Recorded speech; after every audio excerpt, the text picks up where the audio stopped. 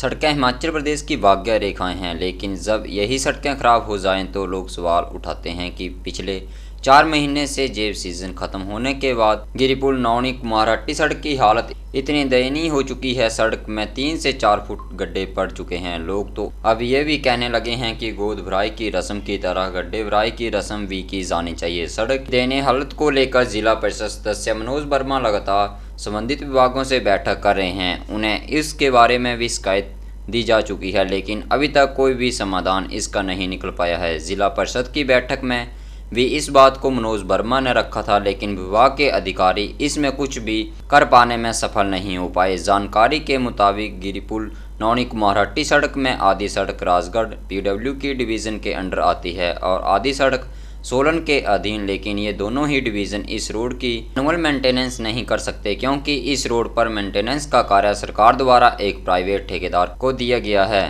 सड़क इतनी खराब है कि सड़क में 2 से 3 फीट तक के गड्ढे पड़ चुके हैं। वहीं इस बात को लेकर लोगड़ा वार्ड से जिला परिषद सदस्य मनोज वर्मा ने बताया कि हिमाचल प्रदेश में विकास के लिए स्वास्थ्य, शिक्षा, रोजगार और सड़कें हैं, लेकिन सड़कों की हालत इतनी दयनीय है कि लोग रोड पर चलने से भी डर रहे हैं। ये हालत इन दिनों पिछले 4 महीने से नौणी गिरिपुल कुमारहट्टी सड़क की है, जिसमें 2 से 3 फुट तक गड्ढे पड़े हुए हैं। तो सड़क का विषय बहुत कई दिनों से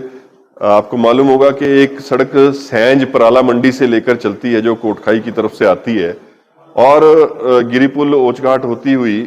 शूल यूनिवर्सिटी होती हुई और कुमारहट्टी तक जाती है। इस सड़क का बहुत ही एक रोचक किस्सा है जिसको मैं आपको बताना चाहूंगा कि इसमें 3 डिविजन्स जो हैं वो पीडब्ल्यूडी की पड़ती हैं। एक कसौली,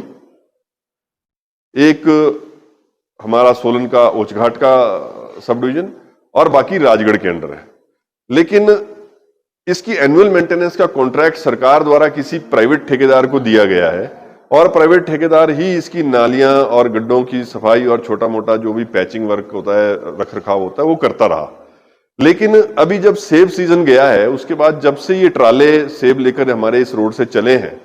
तो मैं देखने में आ रहा है कि जो हमारे क्षेत्र का एरिया है, जो गिरिपुल से मरयोग से आगे चल के हम ओचघाट और कुमारहट्टी तक ये सड़क जाती है, ये ट्राले चलने की वजह से, ओवरलोडिंग की वजह से इस सड़क में कम से कम 2-2, 4-4 फीट के गड्ढे जो है वो बन चुके हैं और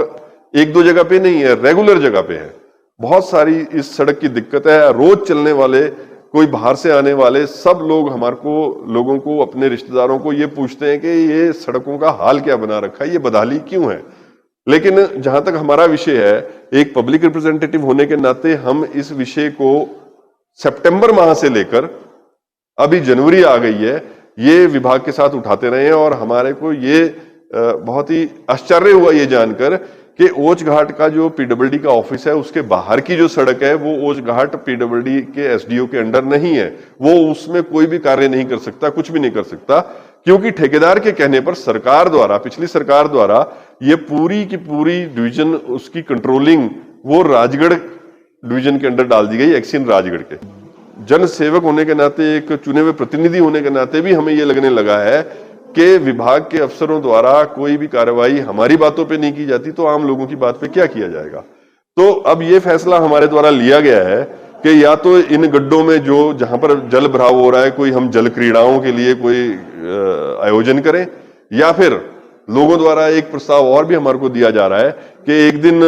हम जो है इसकी जिस तरह से गोद भराई जाती है ना, गोद भराई होती है, उस तरह से इन गड्ढों के भरने के लिए एक अभियान चलाएं और जनता का सहयोग से फिर उसमें मिट्टी जो है वो लाकर हम स्वयं ही इसको भरे, एक स्वयंसेवक के रूप में, क्योंकि विभाग द्वारा तो इस सड़क की कोई देखभाल की नहीं जा रही और ये बहुत दयनीय स्थिति है।